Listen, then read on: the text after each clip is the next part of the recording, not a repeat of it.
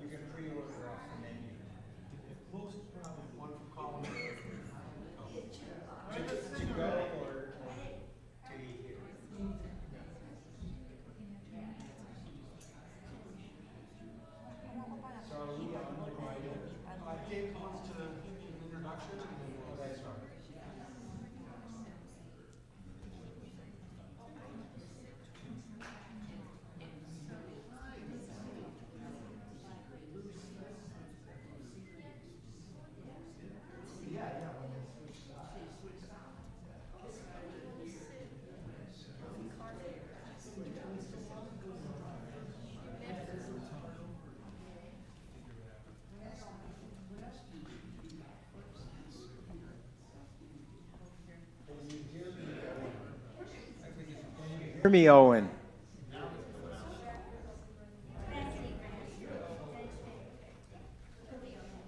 Nice to see you.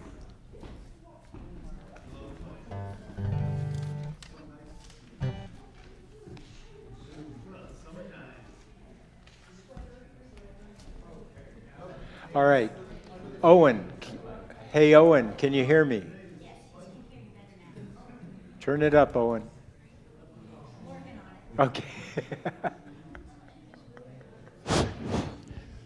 This is the important sound check. Ready? Not yet. We're doing one quick hearing aid tune-up here. Hey, Owen. Owen, can you hear? You're okay? All right. Go for it. Shalom, Kavarim. Welcome.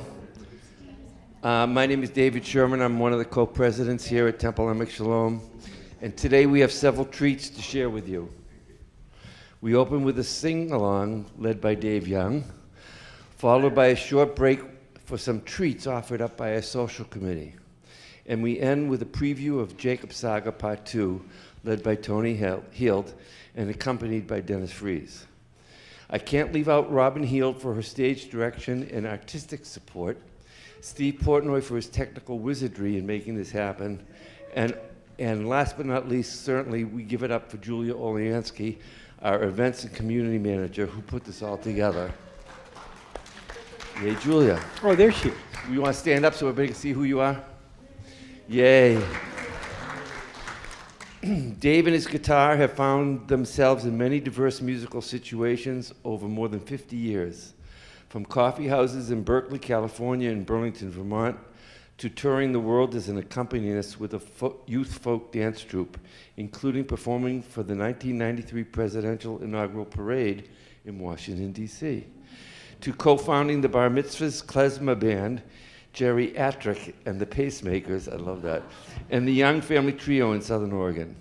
Dave's marginal talent has been compensated by lots of good luck and collaborations with great musicians along the way.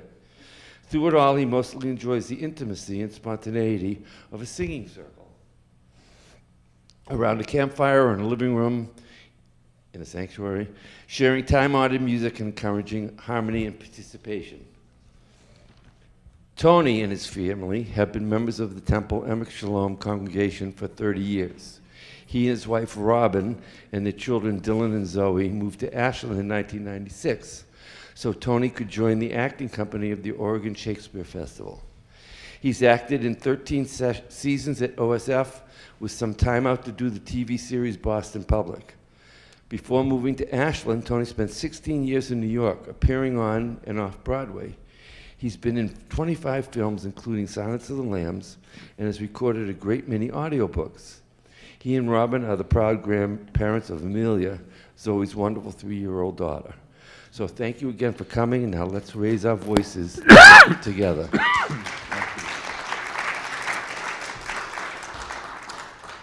Thanks for coming. We're going to start with Give Yourself to Love, because I think it embodies the message of why we're here.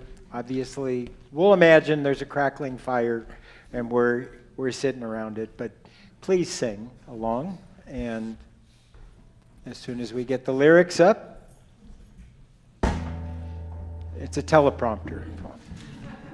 More useful as the days go by. Give yourself to love.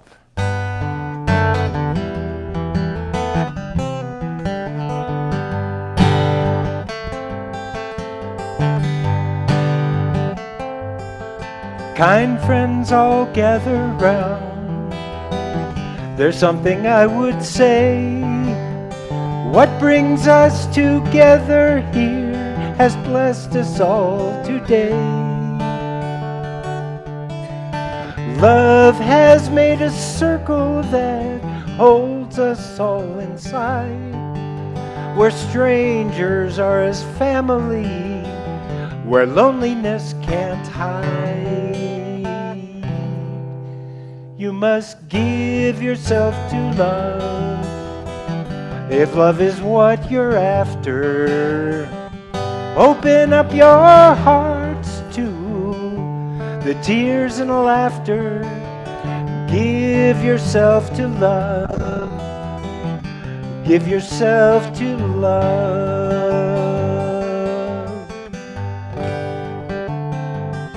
I've walked these mountains in the rain. I've learned to love the wind. I've been up before the sunrise to watch the day begin.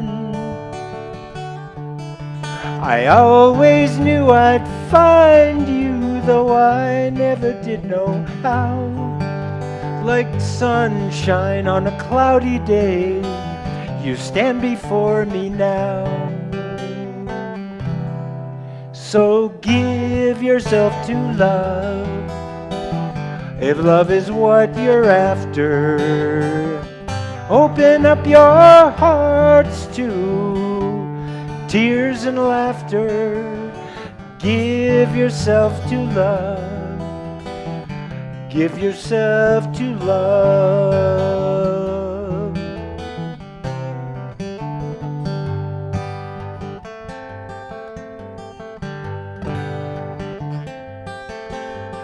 Love is born of fire. It's planted like a seed. Love can't give you everything, but it gives you what you need. Love comes when you are ready. Love comes when you're afraid. Will be your greatest teacher, the best friend you have made. So give yourself to love, if love is what you're after. Open up your hearts to the tears and laughter. Give yourself to love. Give yourself to love. One more time. Give yourself to love, if love is what you're after. Open up your hearts to the tears and laughter. Give yourself to love. Give yourself to love.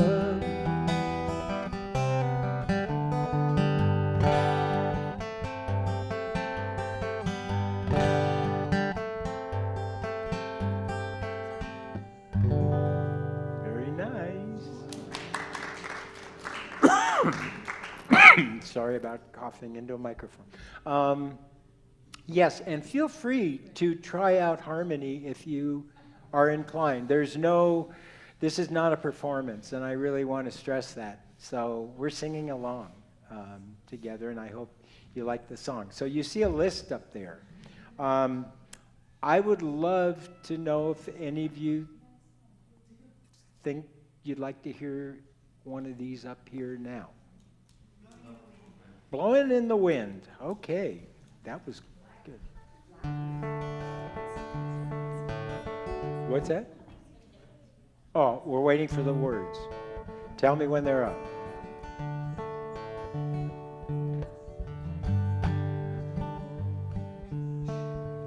It's always a challenge to decide which version to do, the edgier Dylan version or the Peter, Paul, and Mary. So I'm doing Peter, Paul, and Bob's version.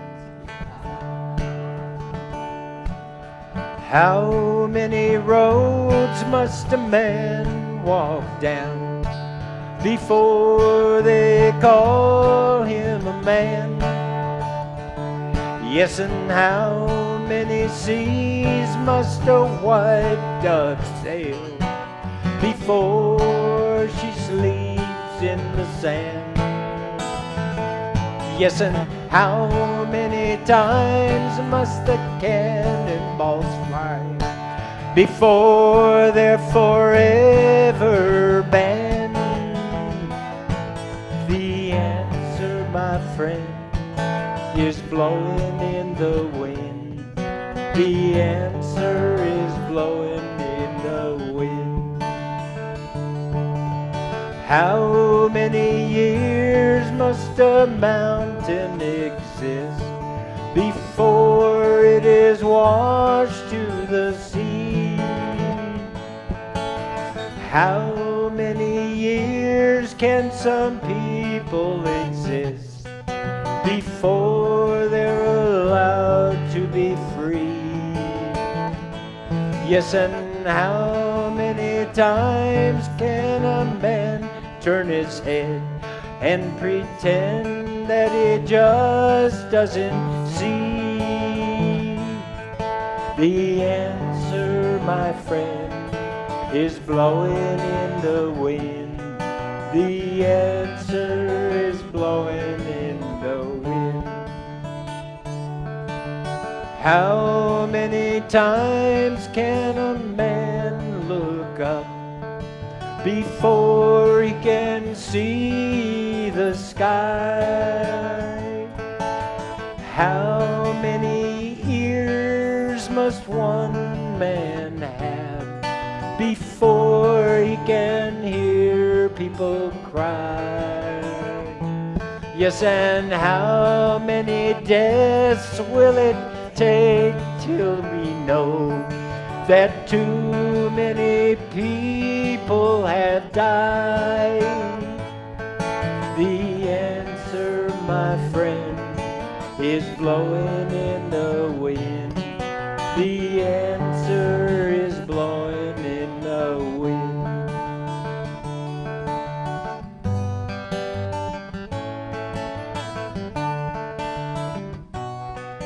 The answer is blowing in the wind. Beautiful. Beautiful. Thank you. We heard Blackbird.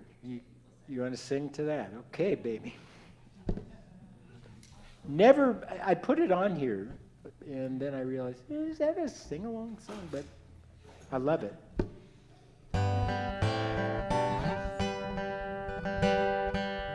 Blackbird singing in the dead of night. Take these broken wings and learn to fly all your life. You were only waiting for this moment to arrive.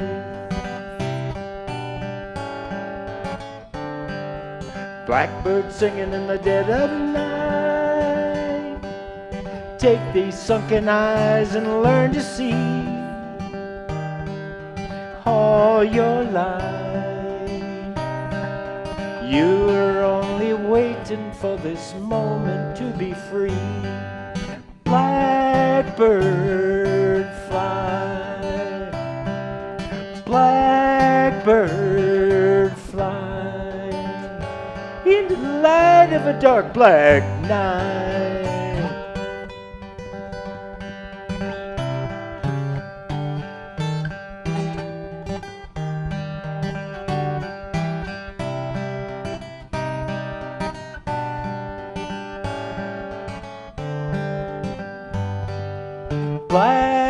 Blackbird fly.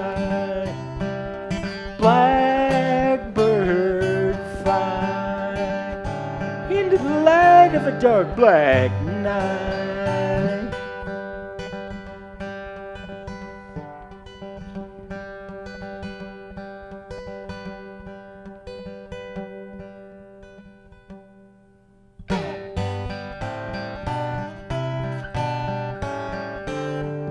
Blackbird singing in the dead of night. Take these broken wings and learn to fly all your life. You're only waiting for this moment to arrive. You were only waiting for this moment to arrive. You were only waiting for this moment to arrive. Beautifully sung.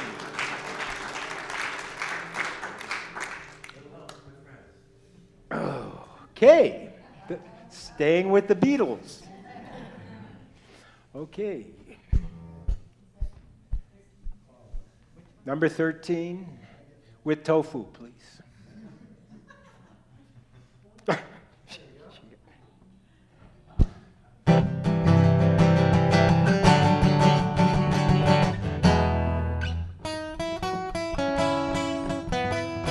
What would you think if I sang out a tune? Would you stand up and walk out on me?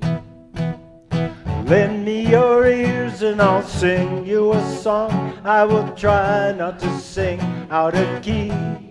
Oh, I get by with little help from my friends. Gonna try with little help from my friends. I get by with little help from my friends.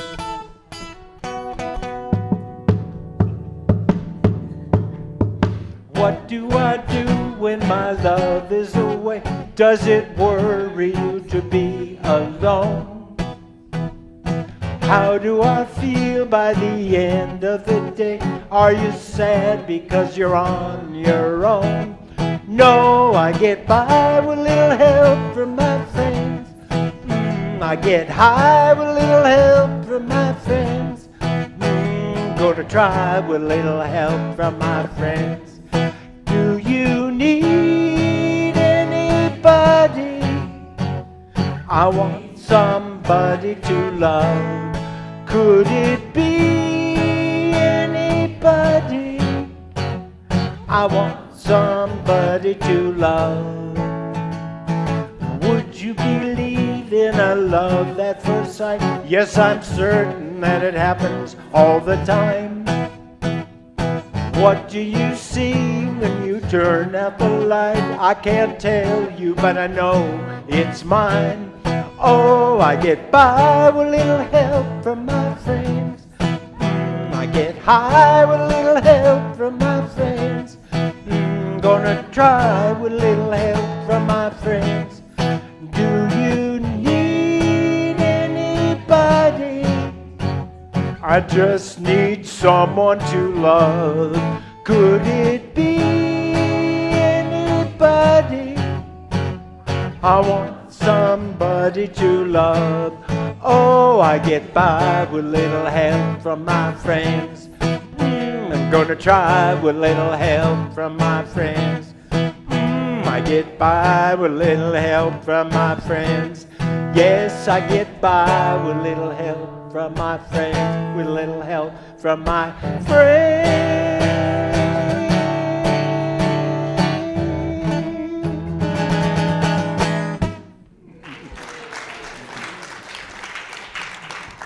That's called a crash landing, but it was beautiful. I heard some harmonies there. That was great.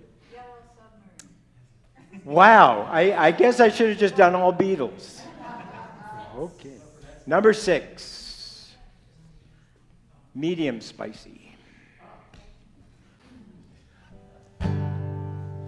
In the town where I was born lived a man who sailed the sea, and he told us of his life in the land of submarines.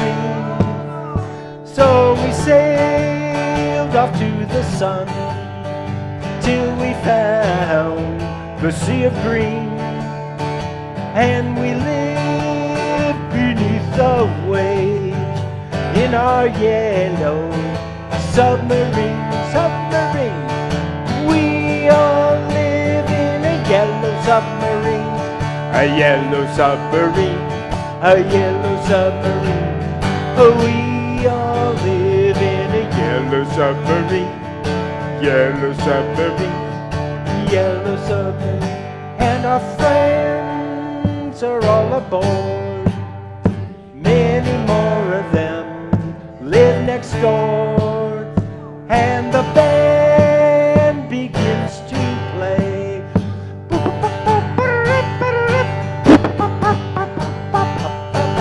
We all live in a yellow submarine, a yellow submarine, a yellow submarine. We all live in a yellow submarine, a yellow submarine, yellow submarine.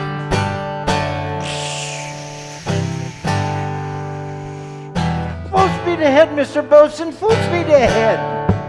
Dive. We're taking on water. Time to swim. As we live the life of ease, the life of ease. Every one of us has all we need. Sky of blue, and sea of green in our yellow submarine. Aha! We all live in a yellow submarine, a yellow submarine, a yellow submarine. We all live in a yellow submarine, a yellow submarine, again, yellow submarine. We all live in a yellow submarine, a yellow submarine, yellow submarine. We all live in a yellow submarine, a yellow submarine, a yellow submarine.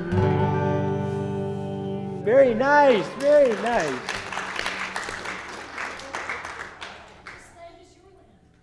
And yours too. Okay. Number one. It's number one. It's Top of the Pops. That was from the BBC. Okay. This land is your land.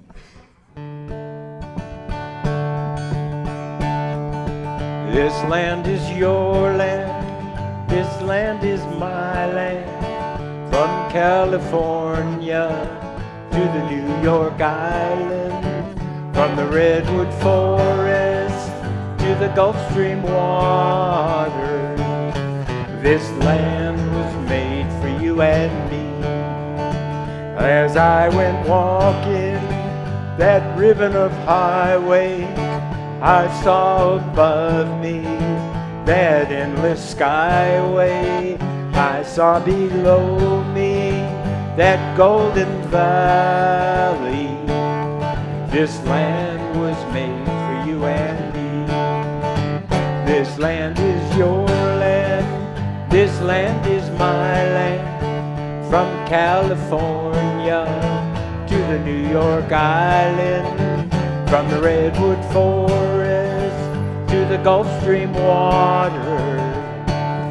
This land was made for you and me. I roamed and rambled and followed my footsteps to the sparkling sands of her diamond desert. And all around me a voice was chanting, this land was made for you and me. This land is your land. This land is my land. From California to the New York Island, from the redwood forest to the Gulf Stream water. This land was made for you and me.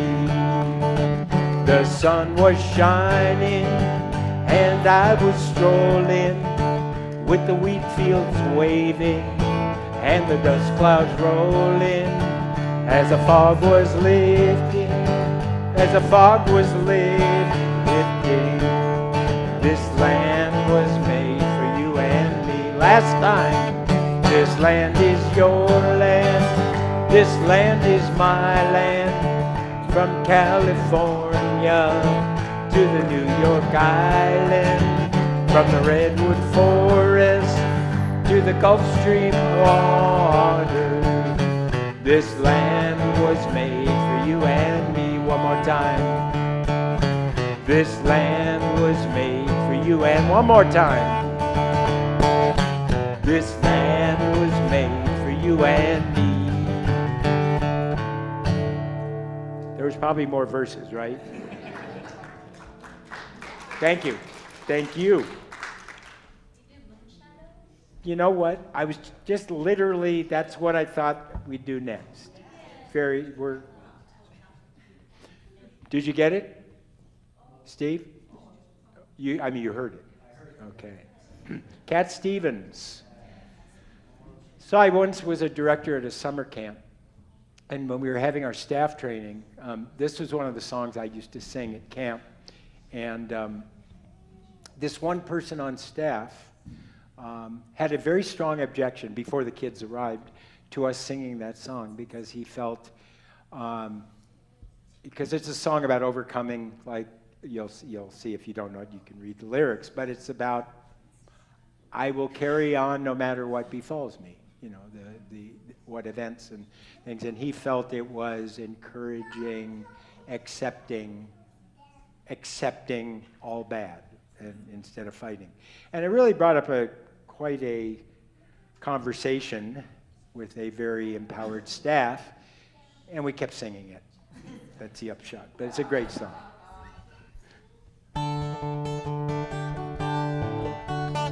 Sorry. After using a pick, I get my fingers good.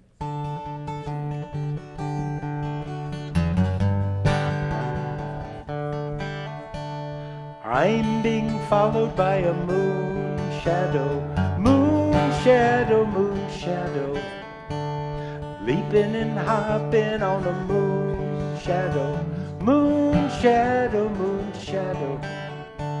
And if I ever lose my hands, lose my plow, lose my land, oh, if I ever lose my hands away,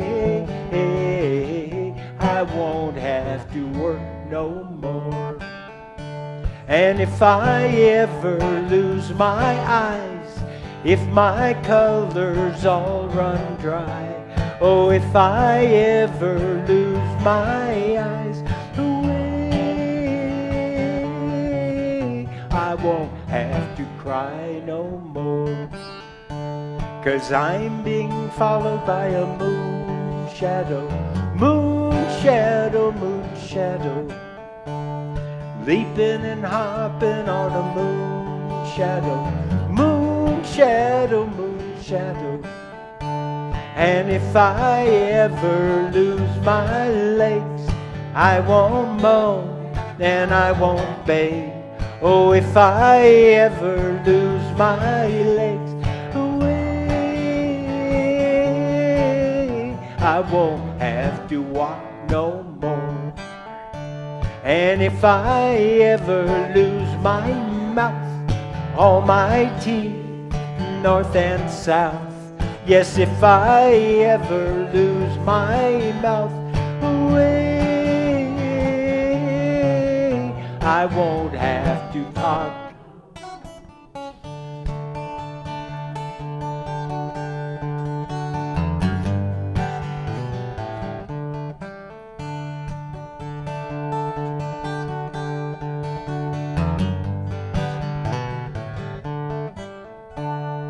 Did it take long to find me?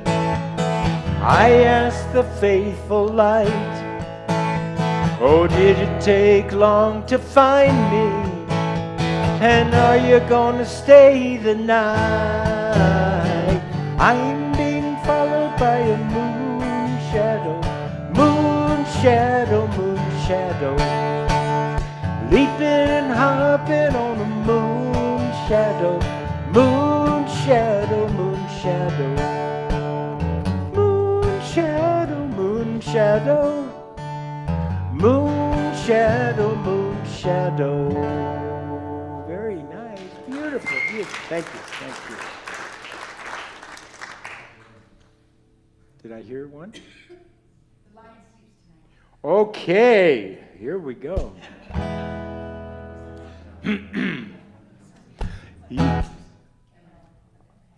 Is it up? Thank you.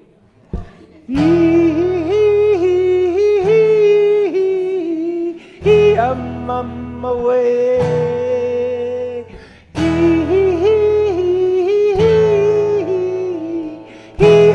I'm away.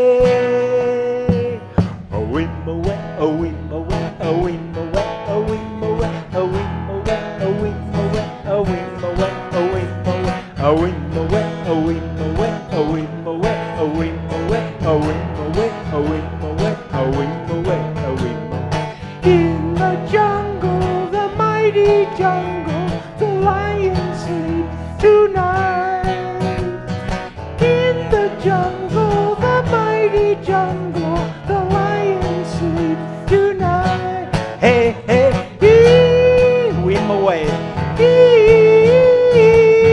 I'm away.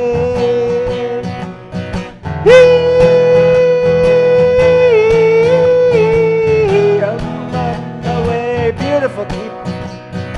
In the village, a quiet village, the lion sleeps tonight. Near the village, the quiet village, the lion sleeps tonight. Hey, hey,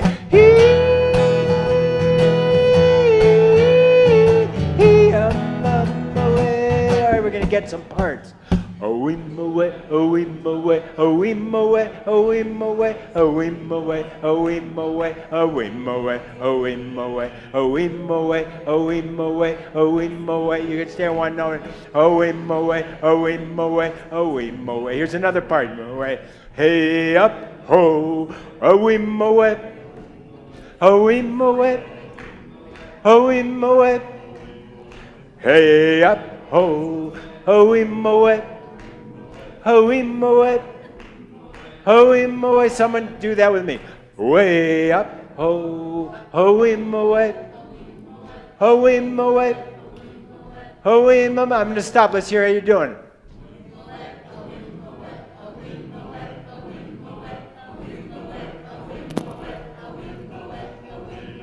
Way up. Oh, I'm away. Oh, I'm away. Oh, I'm away. Way up, ho, oh, I'm away. Oh, I'm away.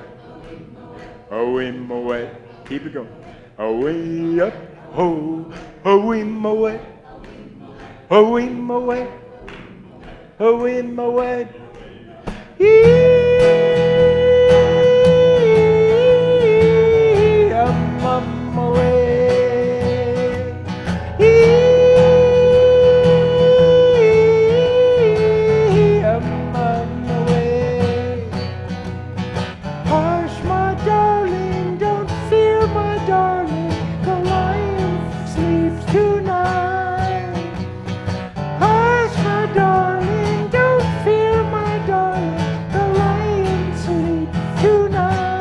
Hey, hey,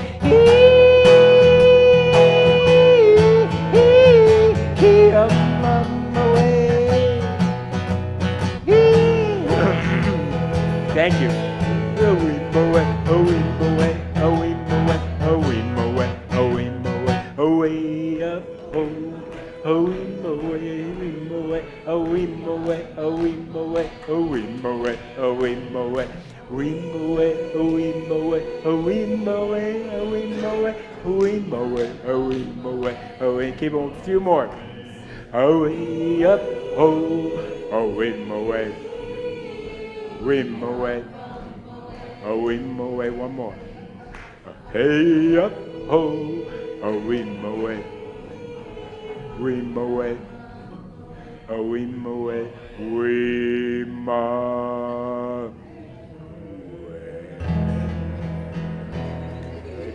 Yes, very nice, very nice. Whew. That was something.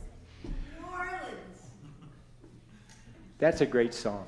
This is a song by Steve Goodman, number 7, made famous by more so Arlo Guthrie. And it's about a train.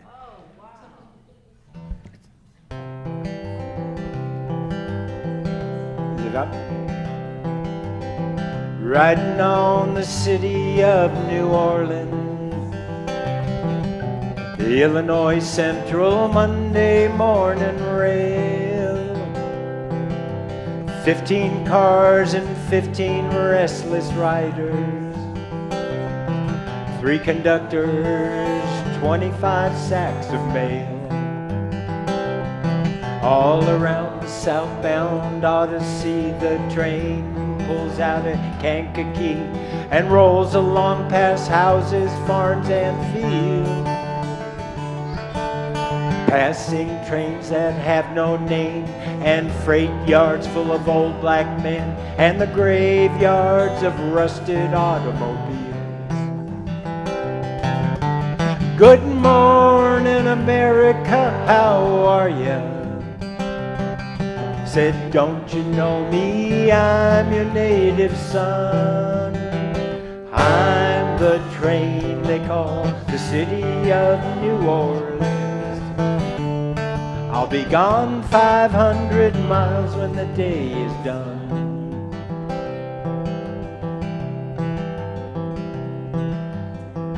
Dealing card games with the old men in the club car. Penny a point, ain't no one keeping score. Pass a paper bag that holds a bottle, and feel the wheels rumbling beneath the floor.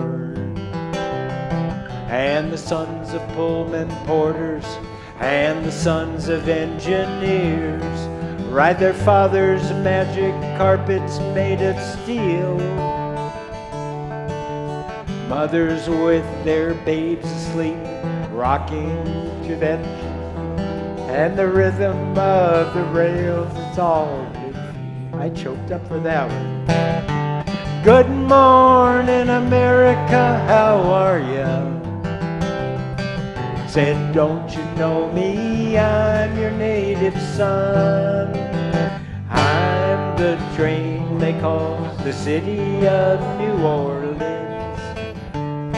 I'll be gone 500 miles when the day is done. Nighttime on the city of New Orleans, changing cars in Memphis, Tennessee. Halfway home and we'll be there by morning. Through the Mississippi darkness rolling down to the sea. And all the towns and people seem to fade into a bad dream, and the steel rails still ain't heard the news. The conductor sings his song again. Passengers will please refrain. This train's got the disappearing railroad blues. Good night, America, how are ya? Said, don't you know me? I'm your native son. I'm the train they call the city of New Orleans. I'll be gone 500 miles when the day is done. I'll be gone 500 miles when the day is done.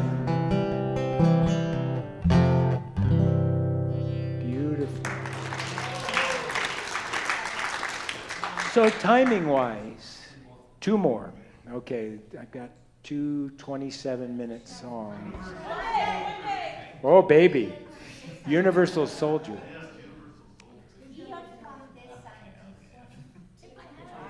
Hang on. You know, the thing is, for me to do Universal Soldier and remember all the words, I'm going to do it, but I need to turn around a little bit and cheat, because I didn't print them out. I was very remiss. Oh, you know what? I'll put it on my phone. No, I'm going to do it. I'll just put it on my phone. I'm sorry. I apologize. Poor preparation and, all the... I don't have to do anything. Let's see. Okay, and then here we go. Universal Soldier lyrics. It's that easy. All right, here we go. All right, this is good enough. Okay, hopefully they're the same.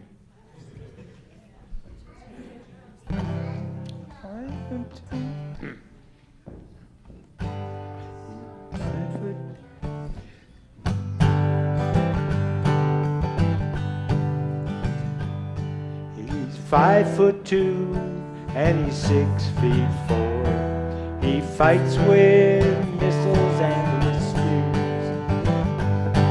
He's all of 31, but he's only 17. Been a soldier for 1,000 years.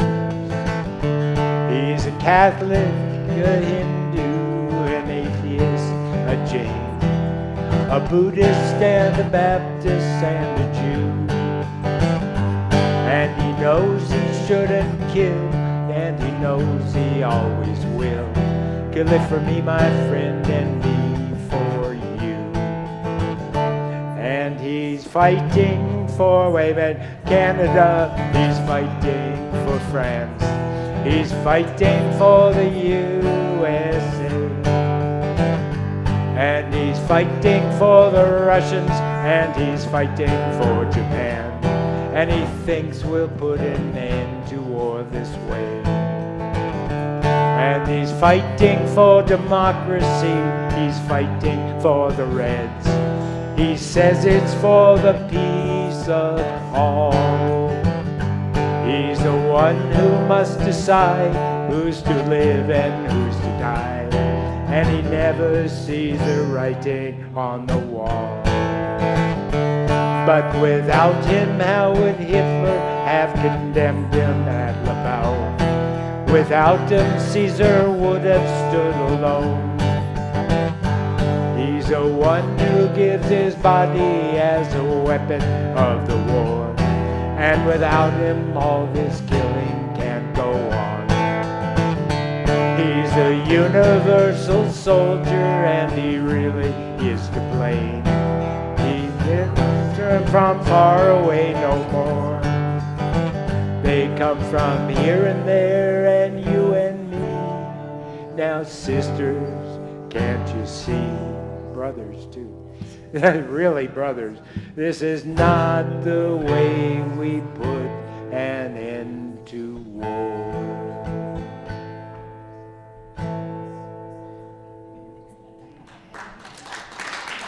Thanks for that.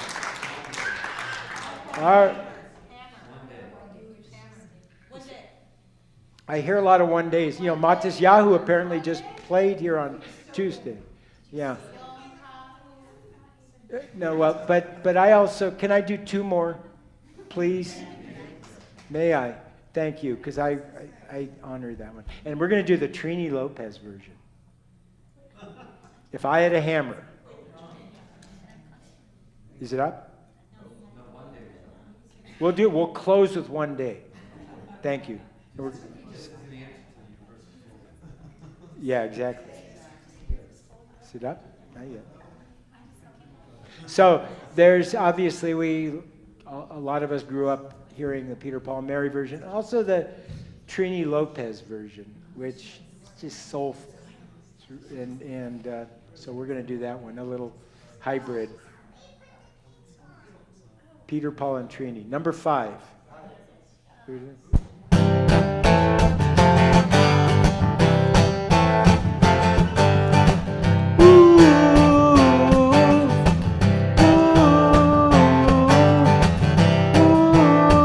If I had a hammer, I'd hammer in the morning, I'd hammer in the evening, all over this land. I'd hammer out danger, I'd hammer out a warning, I'd hammer out the love between my brothers and my sisters. all over this land. Ooh, if I had a bell, I'd ring it in the morning, I'd ring it in the evening, all over this land. I'd ring out danger, I'd ring out a warning, I'd ring out the love between my brothers and my sisters all over this land. Ooh,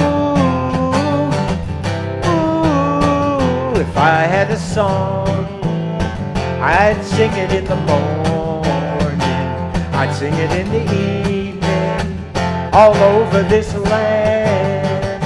I'd sing out danger, I'd sing out a warning, I'd sing out the love between my brothers and my sisters all over this land. Ooh, well, I've got a hammer and I've got a bell, and I've got a song to sing all over this land. It's a hammer of justice, it's a bell of freedom, yeah. It's a song about the love between my brothers and my sisters all over this land. It's a hammer of justice, it's a bell of freedom. It's a song about the love between my brothers and my sisters all over this land.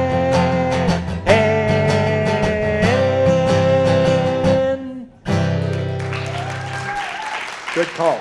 Good call. Sorry if I'm in your way from this teleprompter. I moved this. I apologize. And the last song, thank you. God, this has been fun. I got to stoke the fire a little bit for Tony. And it's going to be in the library? No, it's going to be in here. Yeah, it's going to be right here. So stick around for The Bard. This is going to be awesome. And with Dennis back there accompanying, it's going to be really great. So thanks a lot. It really was a sing-along, and I appreciate it.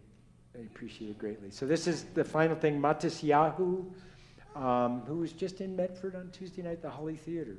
And this is his claim to fame anthem song that he wrote years ago, and it's called One Day.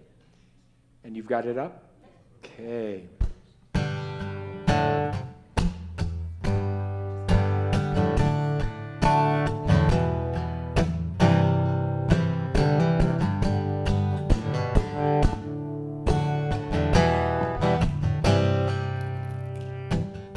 Sometimes I lay under the moon, and I thank God I'm breathing, and I pray don't take me soon, 'cause I am here for a reason. Sometimes in my tears I drown, so I never let it get me down. But when negativity surrounds, I know someday it'll all turn around, because all my life I've been waiting for, I've been praying for the people to say that we don't want to fight no more. There'll be no more war, and our children will pray. One day, one day, one day. Whoa, one day, one day, one day. It's not about win or lose, 'cause we all lose when they feed on the souls of the innocent. Blood-drenched pavement, keep on moving though the waters stay raging. In this maze you can't lose your way, your way. It might drive you crazy, but don't let it face you, no way, no way. Sometimes in my tears I drown, but I never let it get me down. So when negativity surrounds, I know someday it'll all turn around, because all my life I've been waiting for, I've been praying for the people to say that we don't want to fight no more, there'll be no more war, and our children will play. One day, one day, one day. Whoa, one day, one day, one day. One day this all will change, treat people the same. Stop with the violence, down with the hate. One day we'll all be free and proud to be under the same sun, singing songs of freedom like one day, one day. Whoa, one day, one day. All my life I've been waiting for, I've been praying for the people to say that we don't want to fight no more, there'll be no more war, and our children will play. One day, one day, one day. Whoa, one day, one day, one day. One day, one day. Whoa, one day, one day. Whoa, one day, one day. Whoa, one day, one day.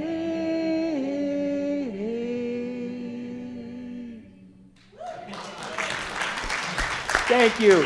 Thank you all. Blessing, blessing. Thank you so much. Thank you, thank you, thank you. Thank you, thank you, thank you, thank you. What a gift. Okay. Talk amongst yourselves.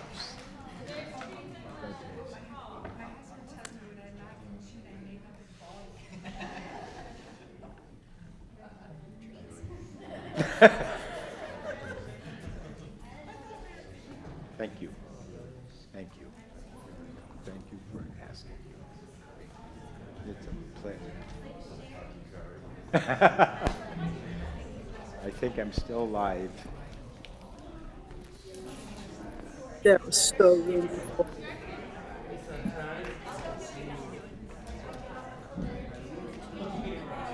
Yeah, that was really fun. Oh, wow. Yeah, it was touching too, wasn't it? We were both crying. Oh, Good to see you, Carol. You. yes, too. Mm.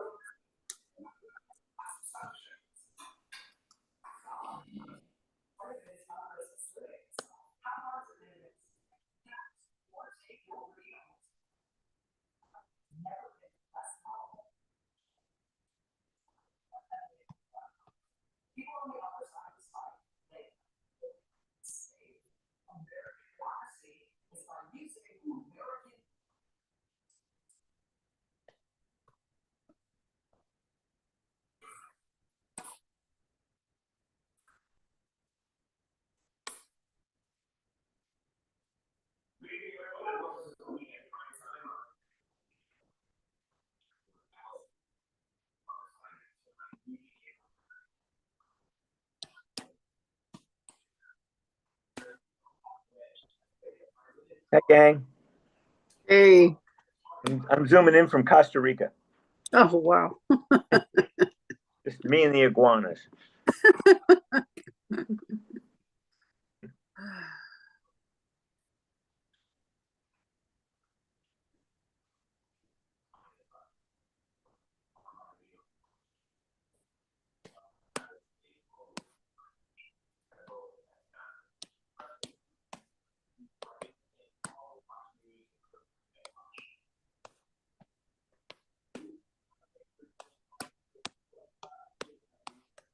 Mm.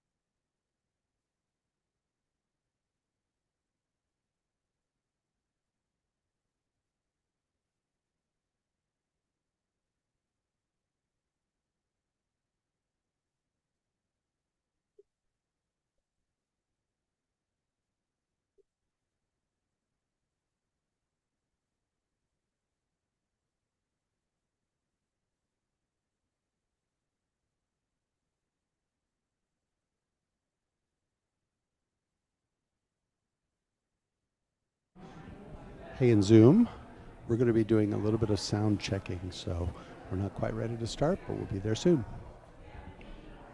Great. Thank you so much for making this happen.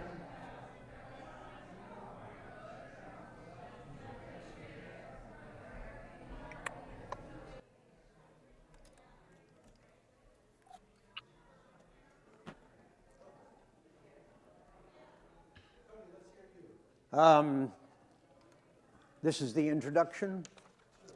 I've always found the story of Jacob to be one of the most fascinating and moving stories in the book of Genesis.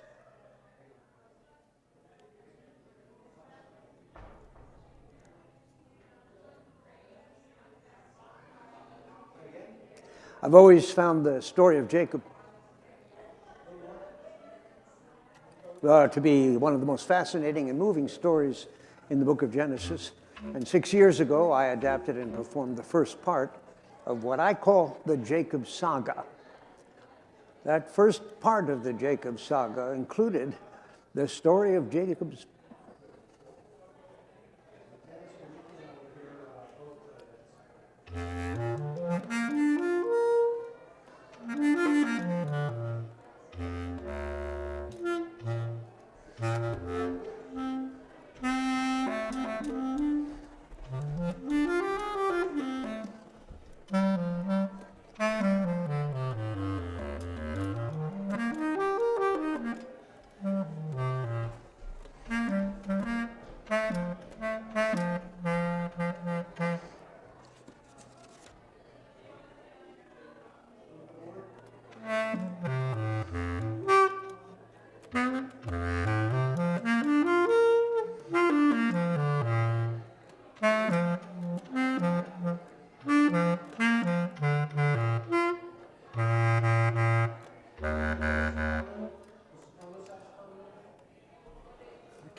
Did you hear him? soprano. Pardon? He wants to hear the soprano sax. I mean, clarinet.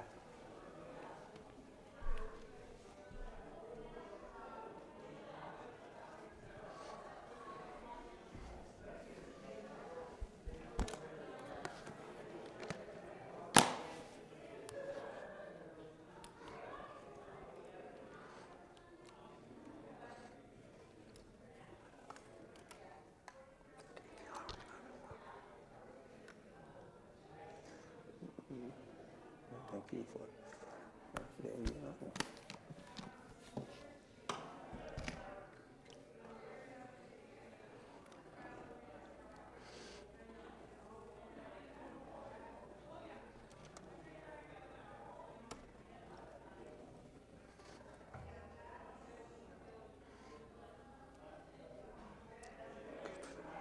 One of the most fascinating stories in the book of Genesis.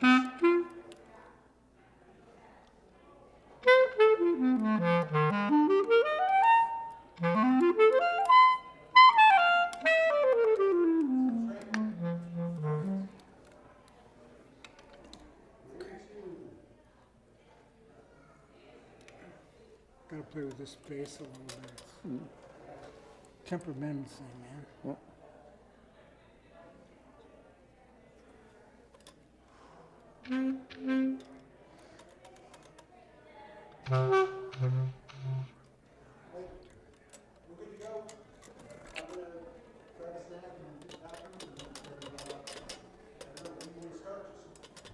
Whenever.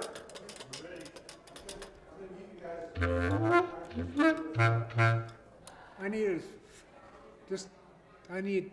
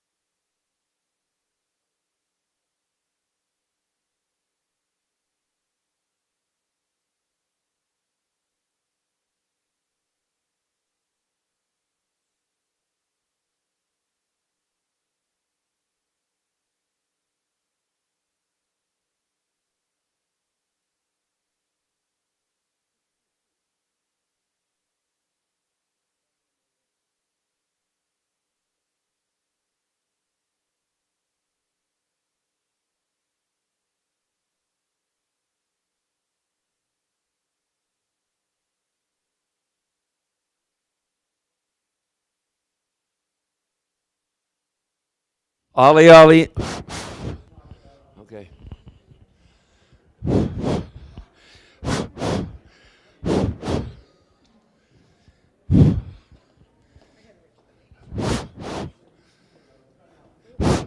Ollie, Ollie in free. Come on back in, folks. Going to start in about a minute and a half.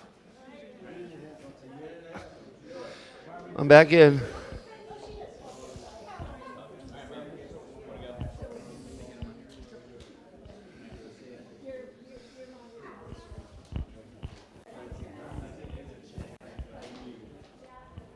All right.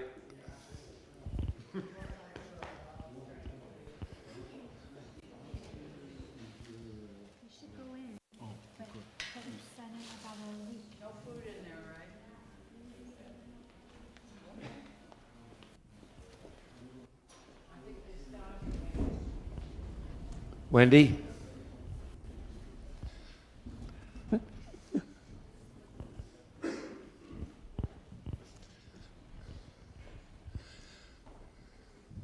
Where's Dennis?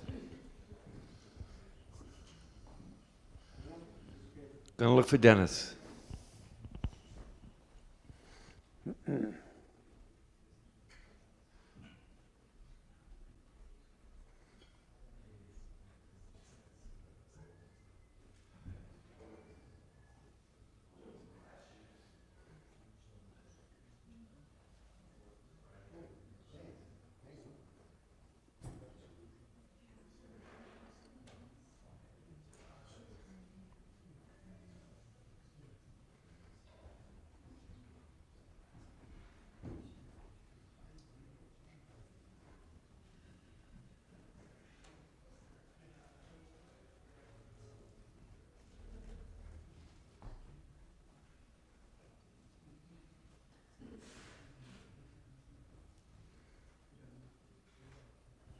Okay, thank you again for coming this afternoon, excuse me. And we are pleased to have Tony Heald, accompanied by Dennis Fries, to present the Jacob Saga Part 2. There you go. Thank you. Yeah. Before we get started, I want to say a few words of thanks. First of all, to Dave Young for a wonderful, wonderful sing-along. Thank you, Dave. Wonderful. I want to say thank you to Rabbi Julie and to Melissa Gruden and David Sherman for their invaluable support and encouragement through this whole process. I thank you to Julia Olyansky and Sarah Wolfson for getting the word out and keeping things running smoothly. This is a reading. I haven't been able to memorize this all yet. Hopefully by November it will all be memorized. So I'm going to be sitting through the whole thing. But behind me there are going to be a great many slides, over 80 slides, taken from the illustrated book of Genesis by the celebrated and controversial American cartoonist R. Crumb. There are over 80 slides taken from this, and the work of taking those slides and making them singular and cleaning them up and putting them into a PowerPoint has been done by our resident technological genius, Steve Portnoy. Thank you, Steve.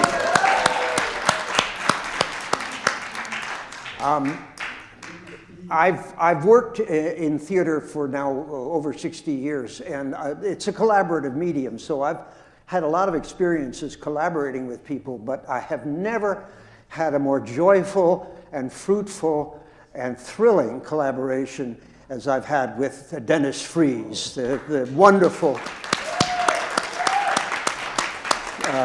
clarinetist and composer.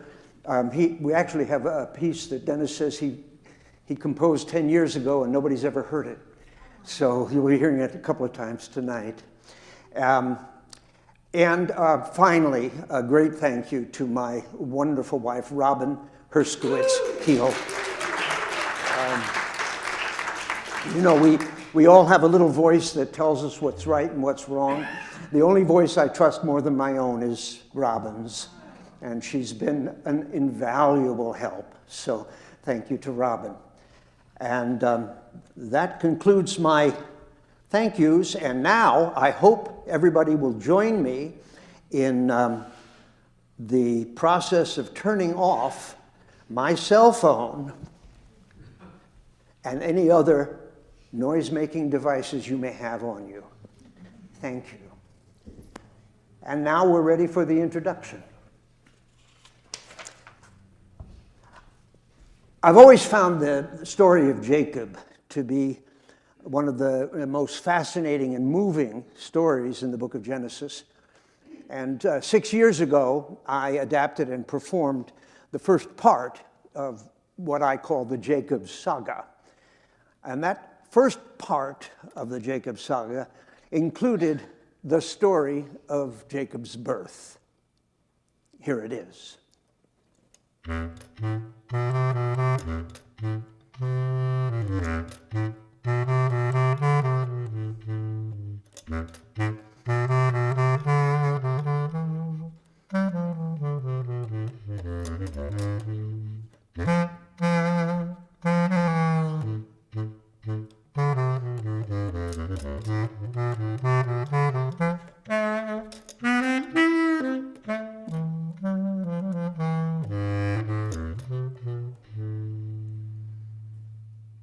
When Rebekah's time was come to give birth, look, there were twins in her womb.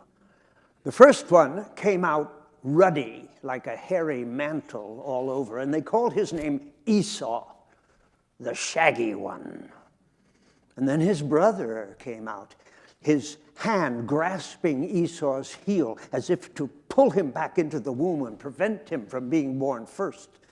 And they called his name Jacob, the heel grabber. Two very different boys. And as they grew up, they grew into two very different men. Esau was a man skilled in hunting, a strong and impulsive man of great appetite, an outdoorsman, while Jacob was a mild man, but a shrewd man, a thinker and a planner, and a dweller in tents.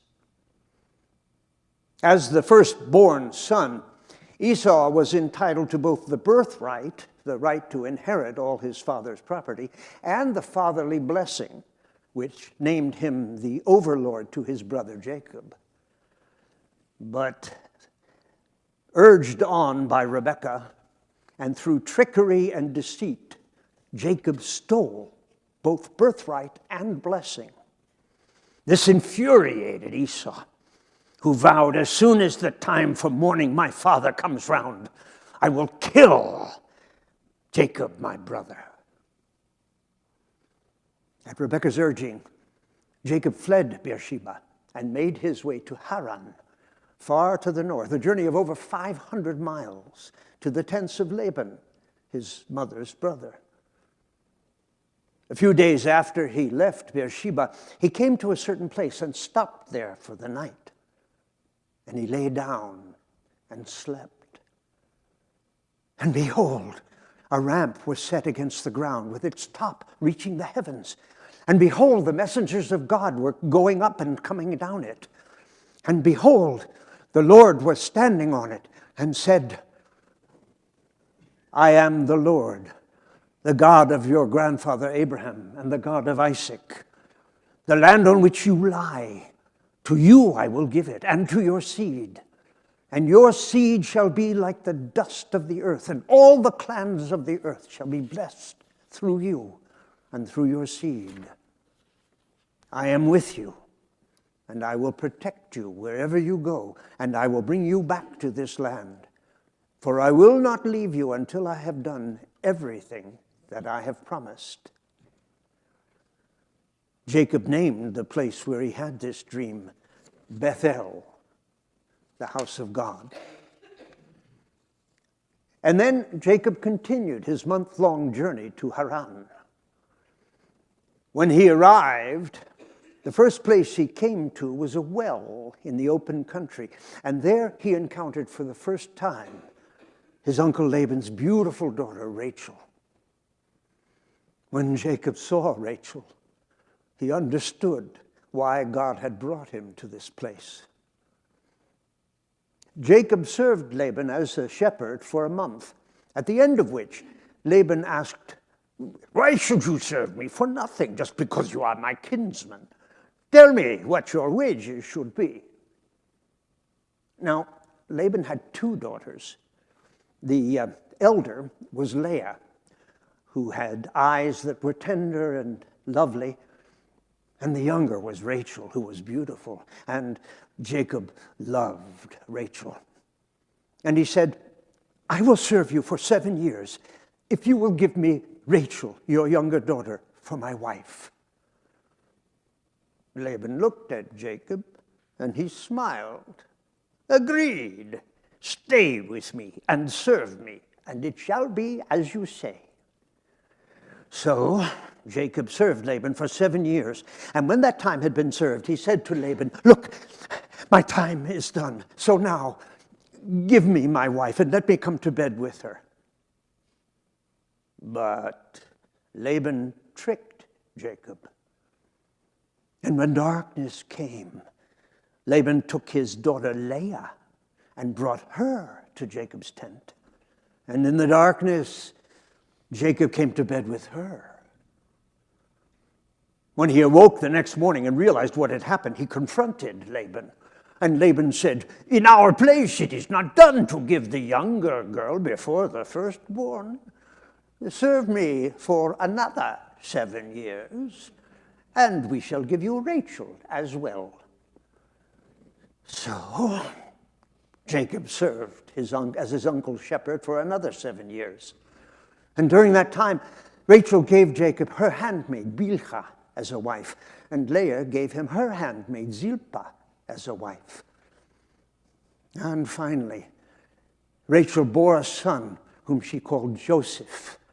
And with the birth of Joseph, Jacob looked about him at Rachel and Leah, at Bilhah and Zilpah, and at his growing family of 11 sons and a daughter, and he understood that the time had come to make the journey back to the land that God had promised him, back to Beersheba, back to his father and his mother, and back, finally, to face his brother Esau.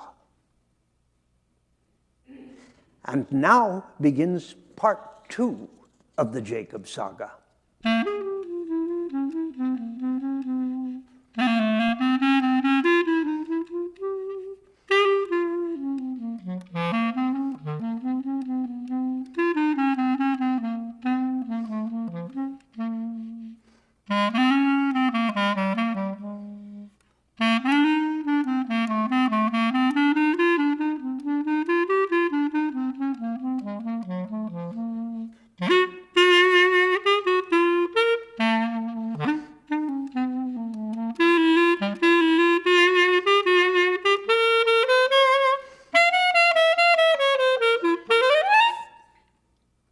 And it came to pass, when Rachel bore Joseph, that Jacob said to Laban, "Send me off, that I may go to my own place and to my country.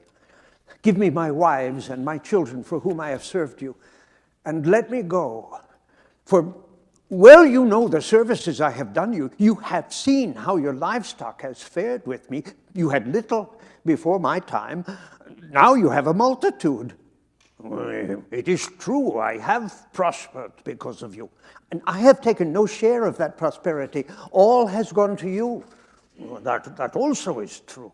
But now I must gain wealth and provide for my own household, so that I may take my wives and children and return to the land of my father." "You wish to leave?" "Yes, but first you need to gain wealth." "I do." "Very well. Continue to serve me and tell me what your wages should be, and I shall give them." Now Jacob was a planner, and he had thought of a plan. "You need give me nothing if you will do this thing for me. Let me pass through all your flocks and remove from them all the animals that are off-breed and undesirable, the spotted and speckled animals and the dark-colored sheep. Let those be my wages. The undesirable, those shall be your wages? Yes. Very well. Agreed. Let it be just as you say. But Laban was a sly and a slippery man. He removed on that day all the animals that he had promised Jacob as his wages, and he gave them over to his 3 sons. And then he and his sons and the flocks put 3 days' journey between themselves and Jacob, more than 100 miles, while Jacob stayed herding Laban's remaining flocks. And that night, for the first time in many years since his vision at Bethel, God's messenger spoke to Jacob in a dream. I have seen all that Laban has been doing to you, how he has tricked you many times and has dealt dishonestly with you, but I will not let him do you future harm. Since Laban has agreed that all the spotted and speckled animals will be your wages, then all the flocks shall bear spotted and speckled animals. And if dark-colored sheep will be your wages, then all the flocks shall bear dark-colored sheep. And all the spotted and speckled and dark-colored animals shall be vigorous, and those you shall set apart as herds of your own. And all the animals that are not spotted or speckled or dark-colored shall be feeble and weaklings, and those you shall put together with Laban's flocks. And it came to be as God had said. And the man swelled up mightily, and he had many flocks, and female and male slaves, and camels and donkeys. But his increasing wealth did not go unnoticed. Laban's 3 sons saw what was happening, and they became very jealous. They said to Laban, "Look! Jacob has taken away all that was our father's, and from that which was our father's, he has made all this wealth for himself." Laban was moved by his sons, and Jacob saw Laban's face, and behold, it was not as it had been toward him before. And the Lord said to Jacob, "Return to the land of your fathers where you were born, and I will be with you." So Jacob called Rachel and Leah out to the field where he was tending his flocks to tell them what he had decided. "You have seen that God has reclaimed much of your father's livestock and has given it to me. And now, because I have prospered, your father's face is not disposed toward me as it once was. But the God of my father has been with me, and he said, 'Now rise, leave this land and return to the land of your birthplace.' And Rachel and Leah said to him, 'We know full well that we shall have no share in the inheritance of our father's house. Everything shall go to his sons. He sees us as outsiders. He has used up all our money. All the riches which God has taken from our father are rightfully ours and our children's. So now, do whatever your God has told you.' But Rachel was uncertain about this God of Jacob's father, a God she had not known as she grew up. And it was hard for Rachel to understand how the one God of Jacob's father could be as powerful as the many gods of her father, Laban, the many household gods whose little statues were placed about her father's tent, little familiar statues in whom she placed great trust. And it was hard for Rachel to think of leaving home and all that she had known since she was young. She saw a great change coming, and she was fearful. So, bless you. As Jacob put his other wives and all his children on the camels and had his servants gather all his livestock and everything he had acquired and make ready to begin the long journey to the land of Canaan, Rachel slipped into her father's tent.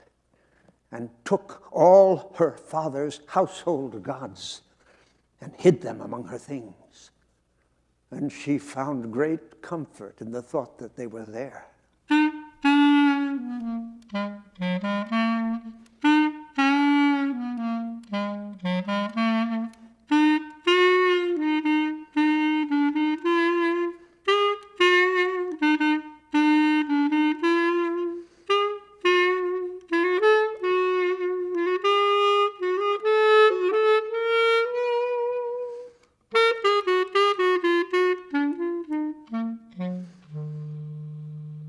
And so after 20 years, Jacob fled Haran, he and everything he had. And he deceived Laban. He did not tell him he was leaving. He rose, and he and his people journeyed east to the great Euphrates River and the crossing at Carchemish. And he set his face toward the hill country of Gilead. 3 days later, Laban was told that Jacob had fled, and he gathered his 3 sons and his kinsmen and pursued Jacob for 7 days. During the pursuit, God came to Laban in a dream and said, "Take care when attempting anything with Jacob, either good or evil." When Laban finally caught up with Jacob, he said, "What have you done? Deceiving me and driving my daughters like captives of the sword. Why did you run off in secret and not tell me? I would have sent you off with festive songs." "Well, I was afraid that you would rob me of your daughters." "You did not even let me kiss my daughters and my grandchildren." "Oh, what a fool you have been. My hand has the power to do you great harm." Then Laban thought of his dream. "But the God of your father came to me in a dream and said, 'Take care when attempting anything with Jacob, either good or evil.' If you had to go because you longed so much for your father's tents, that I can understand. But tell me this, why did you steal my gods?" This made Jacob very angry. "I did not steal your gods. I have no need for your gods, or any gods but the one God of my father. If you doubt me, look about my tents. If you find anything here that is yours, take it. And as for your gods, with whomever you find them, that person shall not live." But Jacob did not know that it was Rachel who had stolen them. So Laban searched and rummaged through Jacob's tent and Leah's tent and the tents of Bilhah and Zilpah, but nowhere could he find his household gods. And then he came to Rachel's tent. Now, Rachel had taken her father's household gods and put them in the camel cushion and sat upon them. As Laban rummaged through the whole tent, finding nothing, she said to him, "Let not my lord be annoyed that I am unable to rise before you, but the way of women is upon me." And he searched and he rummaged, but he did not find his household gods. Well, Jacob was furious with Laban. "What is my crime? What is my guilt that you should race after me? You have rummaged through all my things. What have you found of all your household things? Set it here before me. For 20 years I have served you, 14 years for your 2 daughters, and 6 years for your flocks, and you have switched my wages 100 times. If God had not been with me, you would have sent me off empty-handed. But God has seen my suffering, and the toil of my hands he knows full well." And Laban said, "The daughters are my daughters, and the sons are my sons, and the flocks are my flocks, and all that you see is mine." But then he took a deep breath. "Yet, for my daughters, what can I do now, or for the sons whom they bore? So, come, let us make a pact that we shall be at peace, you and I. So Jacob took a stone and set it up as a pillar, and he said to his kinsmen, gather stones. And they fetched stones and made a mound, and they ate there on the mound. And Laban said, this mound is witness between you and me this day, that I will not cross over to you past this mound, and you will not cross over to me past this mound to do harm. And Jacob swore by the terror of his father Isaac. He offered sacrifice on the mound, and he and Laban and their kinsmen shared a sacred meal and passed the night upon the mound. And in the morning, Laban rose early and kissed his daughters and their sons and blessed them. And then he went off and returned to Haran.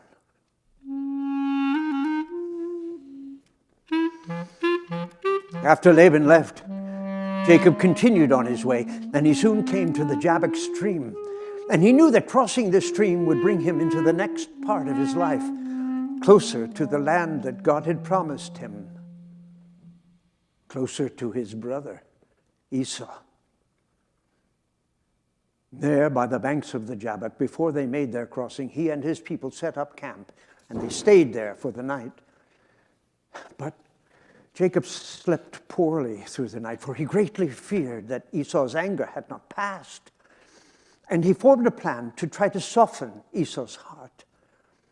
In the morning, Jacob sent servants before him to his brother Esau, and he charged them, saying, this you shall say to my lord Esau.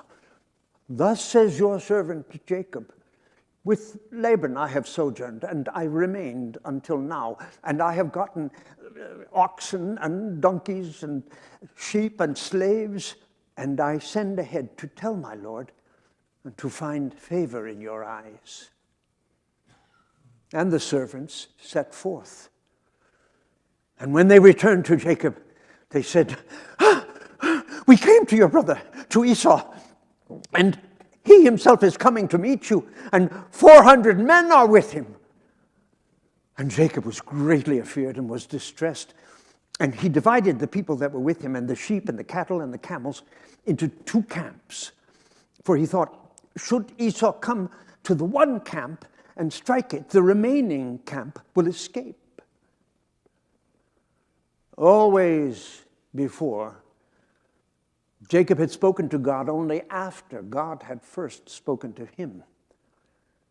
But this time Jacob raised his voice and called out to God, and he said, God of my father Abraham, and God of my father Isaac, God who has said to me, return to your land and your birthplace, and I will deal well with you. I am unworthy of all the kindness that you have steadfastly done for your servant. Oh, save me from the hand of my brother, from the hand of Esau, for I fear him, lest he come and strike me, mother with sons.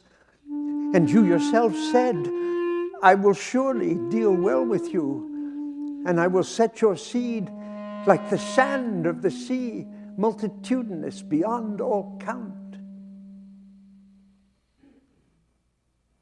And Jacob waited and listened, but there is no mention of a response to his prayer. So Jacob took from what he had in hand a tribute to Esau his brother, herds and flocks of sheep and goats, scores of camels, cows, and bulls, and he put them in the hands of his servants. And he said to his servants, pass on before me, and when Esau my brother meets you, you shall say, these are the herds of your servant Jacob, sent ahead as tribute to my lord Esau. He thought, let me placate him with the tribute that goes before, and after, when I look upon his face, perhaps he will show me a kindly face. And the tribute passed on before him. Jacob spent still one more night in the camp, but he was greatly uneasy, and sleep would not come. And as he imagined and dreaded what the next day might bring. And finally, he rose on that night, and took Rachel and Leah and Bilhah and Zilpah and his 11 boys and his daughter, and he brought them to the ford of the Jabbok stream, and he brought them all across the stream. And indeed, he brought everything he had across the stream. And then, all alone, he went back across the Jabbok stream to await the morning.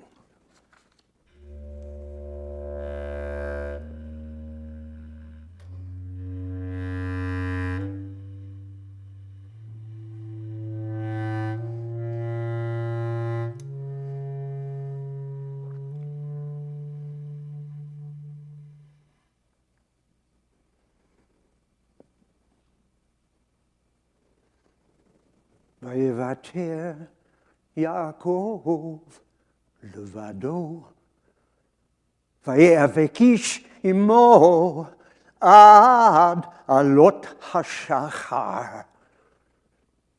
וירא כי לא יכול לו, ויגע בכף ירכו.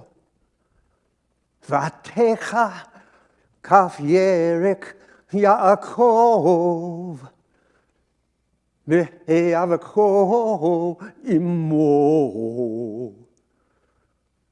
ויאמר שלקני, כי עלה השחר. ויאמר לו אשלחך,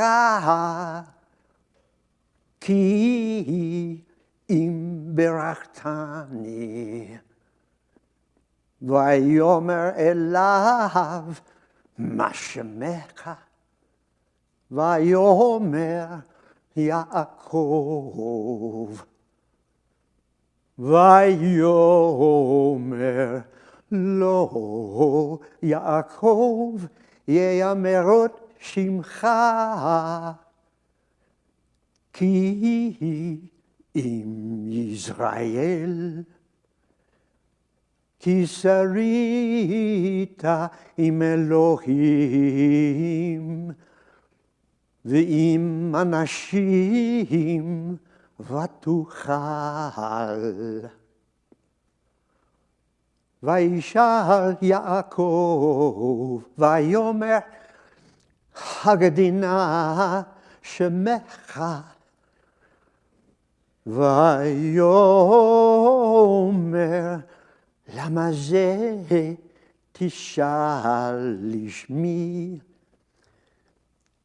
ויברך אותו שם.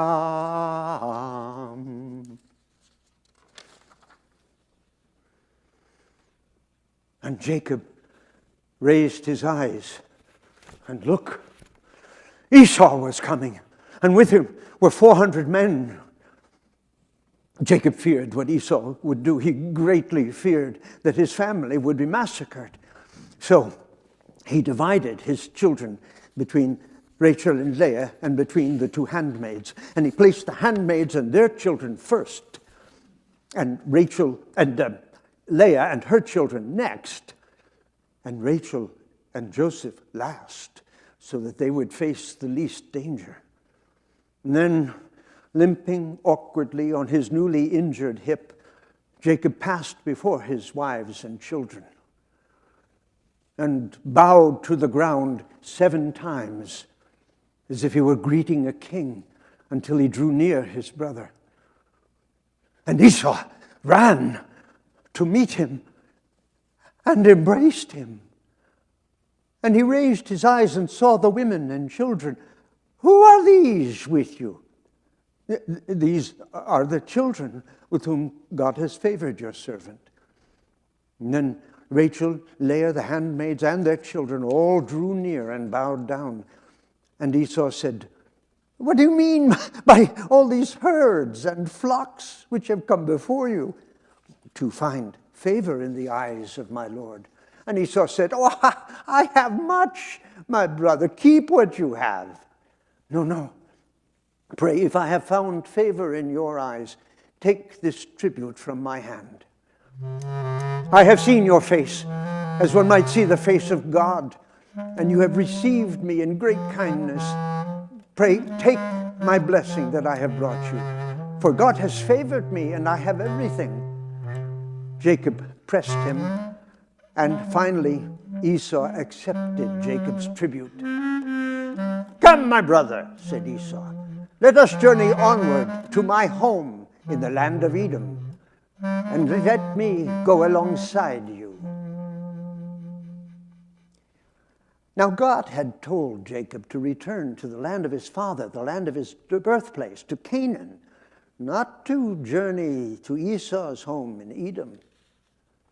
But Jacob did not just come out and tell Esau this. Instead, he gave excuses. He lied to his brother.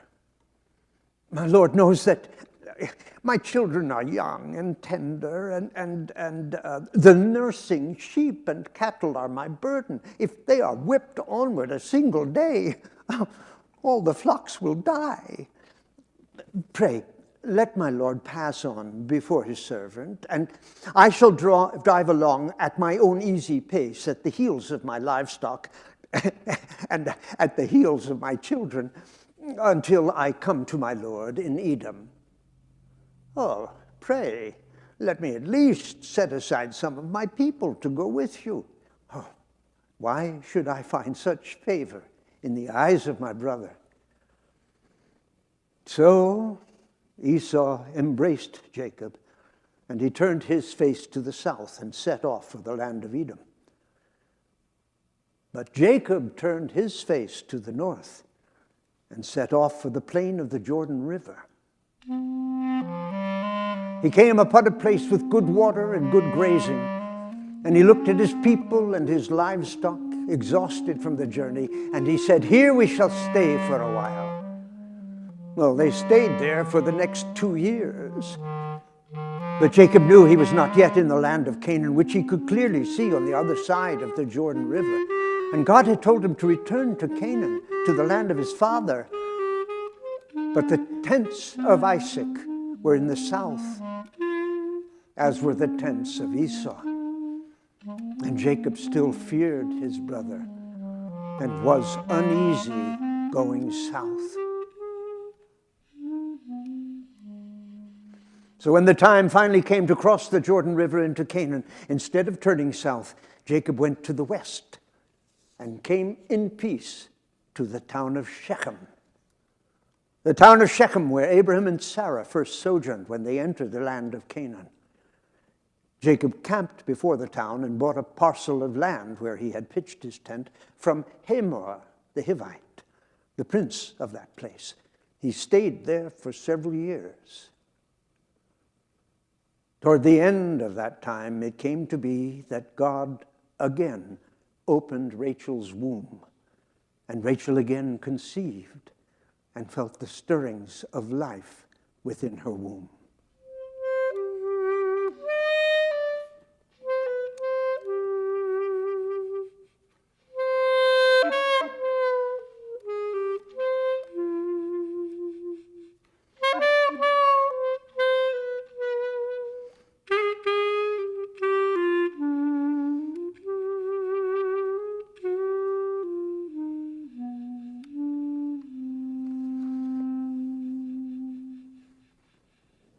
One afternoon, Dinah, Leah's 12-year-old daughter, disobeyed her parents' rules and walked unaccompanied into the town of Shechem to try to meet the young women of the town.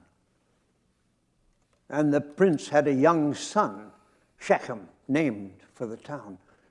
He saw her as she entered the town, and he liked what he saw. He followed her. And when there was nobody near, he took her and he lay with her and he violated her. Afterwards, he could see that she was terribly angry and distressed and filled with resentment because of what he had done. So he tried to comfort her and soften her mind towards him and gain her goodwill and affection. And he found, to his surprise, that his soul became attached to her and that he loved her. So he brought her to his father, Prince Hamor, and told his father what he had done, and said, "Please, father, take me this girl as my wife." Hamor was very unhappy with his son. He placed Dinah in the care of his women and took Shechem out to the tents of Jacob to speak with him about what his son has done. When Jacob's sons heard what had happened, they rushed in from the field and they were furious. Shechem had done a terrible thing, defiling their sister, a thing that ought never to be done. When they were all gathered in Jacob's tent, Hamor spoke first. "Shechem, my son, his very self longs for your daughter. Pray, give her to him as his wife and join with us by marriage. You give us your daughters and we will give you ours.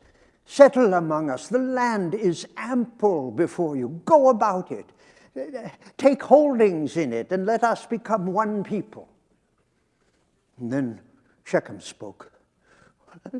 "Let me find favor in your eyes. Whatever you tell me to do, I will do. Name me the bride price and clan gift. I will give you whatever you say. Only give me the young woman as my wife." The sons of Jacob answered deceitfully because of what Shechem had done. They said, "We cannot do this thing. To give our sister to a man who has a foreskin is a disgrace for us. No. Oh, only in this way will we agree to you. If you will be like us, every male to be circumcised, then we can give our daughters to you, and your daughters we can take for ourselves, and we can settle among you and become one folk. But if you will not listen to us, if you will not be circumcised, then we will take our sister and go." Well, this seemed good to Hamor and Shechem. So they returned to the town and called together all their townsmen. "Jacob and his sons have come to us in peace. Let them go about the land and settle in it. The land is ample before them. Let them become one people with us. We can marry their daughters and they can marry ours. But there is only one way they will agree to this, to settle among us and become one people. If every male among us is circumcised as they are circumcised." The townsmen were unsure and hesitated. But Hamor was very persuasive. "All the livestock they possess, all their cattle, will they not also be ours? But only if we agree to be circumcised." So, finally, all the townsmen, every male of the town, agreed. And it came to pass on the third day, when they were still hurting, that Jacob's two sons, Simeon and Levi, Dinah's brothers, took each his sword and came upon the city unopposed. And they killed every male, beginning with Hamor and Shechem. And they took Dinah from the house of Shechem and went out. Then Jacob's other sons came upon the slaughter, and they looted everything in the town and in the field, all their livestock, all their wealth. And they took all the women and children captive as slaves. When Jacob learned what had happened, he said to his sons, "What have you done? You have brought great trouble upon me and have made me stink among the people of this land. We have only a small handful of men. If they join forces against us and attack us, we shall all be destroyed." And they said, "Like a whore, our sister should be treated?"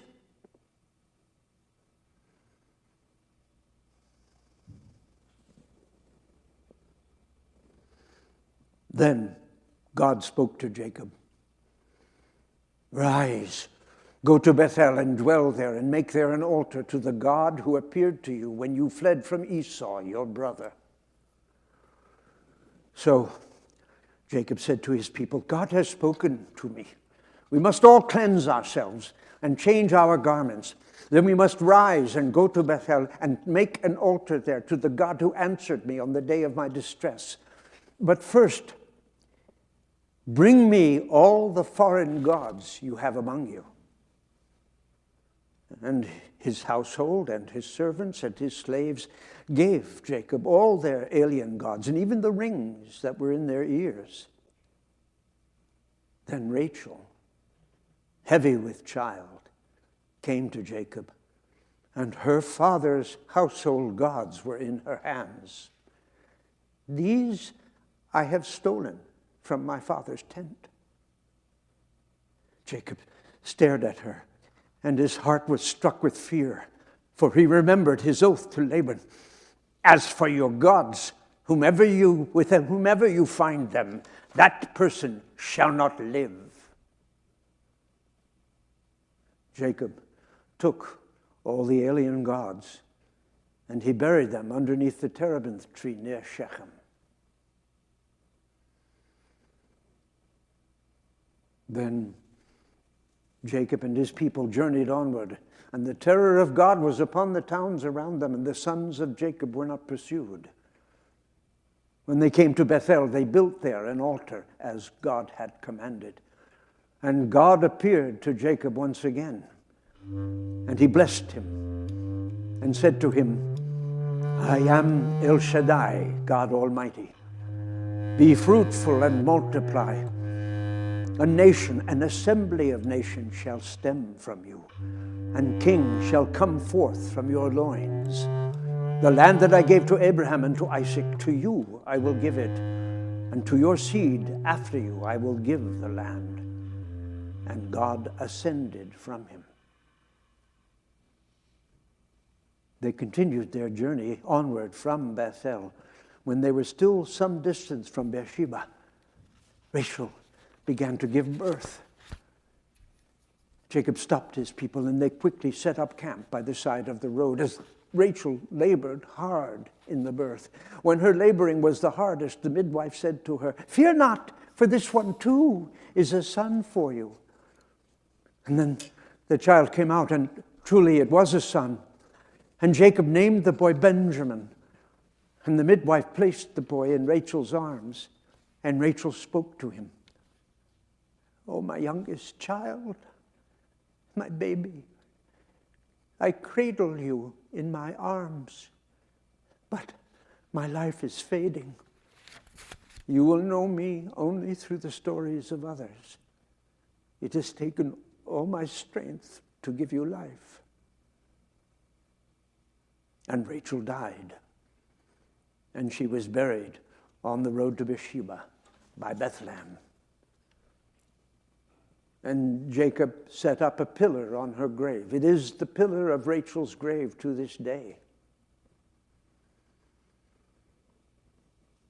Then Israel journeyed onward, and he came to Isaac his father in Beersheba. Isaac's days were coming to an end. After he had seen his son Jacob and embraced him, he breathed his last and died. Esau and Jacob, his twin sons, buried him.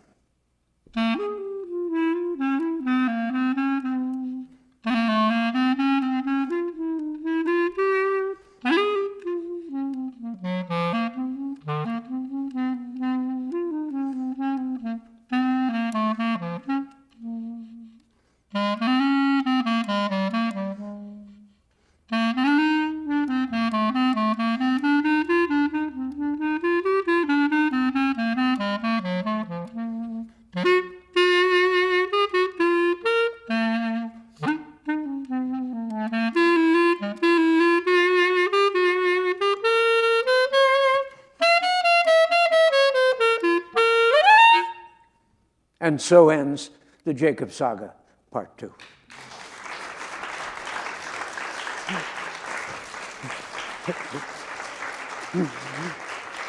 Good.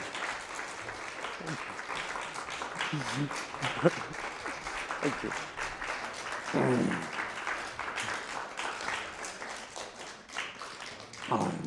Thank you, Steve.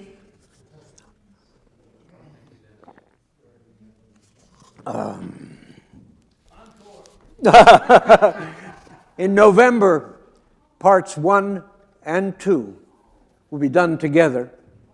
It'll be staged because I will have memorized the lines by then. And it'll be at the time when we as a congregation study the Parsha dealt with in this story. I hope to see you there. Thank you.